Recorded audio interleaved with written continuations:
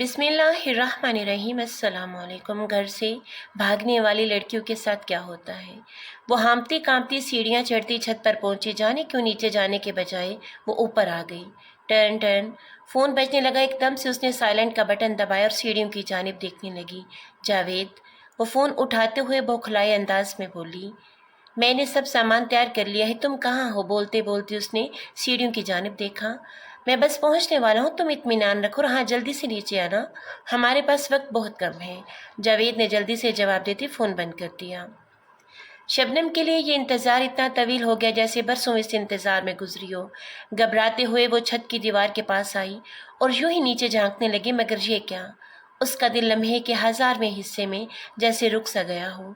जावेद गली की नुक्कड़ पर बाइक पर अपने 2 दोस्तों के साथ था और उसके दोनों दोस्त बाइक से उतरकर एक साइड पर हो गए और जावेद का रुख शबनम के घर की जानिब था। शबनम ने दोबारा अपना फ़ोन निकाला और जावेद का नंबर मिलाया। छूटते ही जावेद ने बोला, जल्दी नीचे आओ, मैं आ गया हूँ। हाँ देखो, अपना जेवर और नकदी साथ लिया है ना। तुम अकेले आए हो ना। शबनम ने उसके सवालात को नज़रअंदाज करते हुए पूछा। हाँ, मैंने अकेले आना था तो जाहिर है अकेला ही आया हूँ ना। जावेद झंझलाते हुए बोला, तुम फ़ौरन आओ, वक्त कम है। वो घड़ी की तरफ देखते हुए दोबारा बोला, मगर शबनम पर तो जैसे सकूत तारी हो गया। तुम सच कह रहे हो, तुम अकेले आए हो।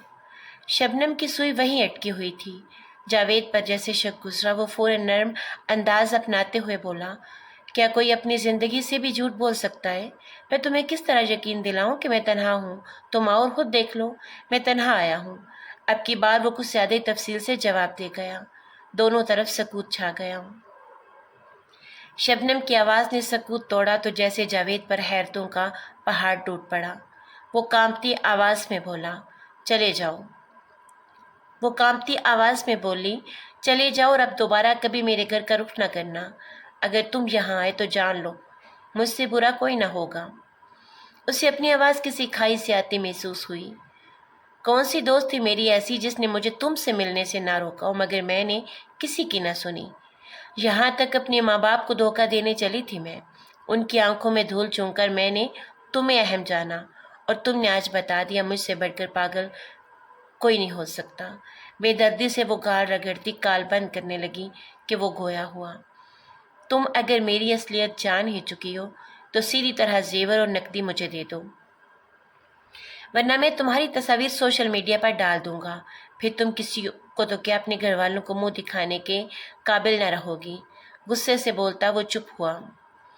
हर बेईमान इंसान की तरह वो अपनी असलियत पर उतर आया था, मगर शबनम पर उसका असर ना पड़ा। वो फट पड़ी, जाओ, जो जी में आता है कर लो, मैं किसी सूरत तुम्हें फूटी कोड़ी नहीं देने वाली। और एक बात याद रखना, जब कोई तौबा करे तो वो, उसने आसमान की तरफ शहादत की उंगली उठाते हुए कहा, वो किसी की तौबा रद्द नहीं करता और जब आजमाता है तो अपने बंदे को रुस्वा नहीं करता।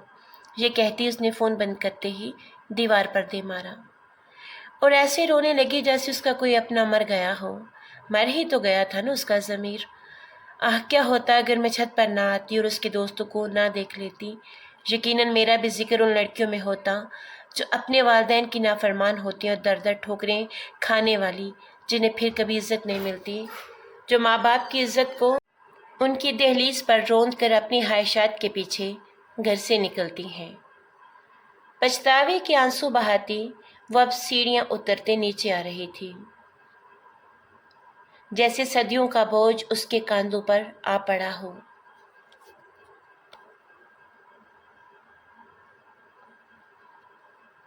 और ये हकीकत है कि घर से भागी हुई लड़की को कोई इज्जत नहीं मिलती, बल्कि सिर्फ पछतावे रह जाते हैं। ना मोहब्बत मिलती है और ना ही इज्जत रहती है, ना उसकी अपनी और ना उसके वालिदैन की और पीछे रह जाने वालों की। अल्लाह ताला हर बेटी को इज्जत दे और इसकी हिफाजत करे। अगर आपको कहानी पसंद आई हो तो लाइक कर दीजिएगा और प्लीज़ चैनल को सब्सक्राइब ज़रूर कर दीजिएगा। मिलते हैं फिर किसी अच्छी सी कहानी के साथ। तब तक अल्लाह हाफ़िज़।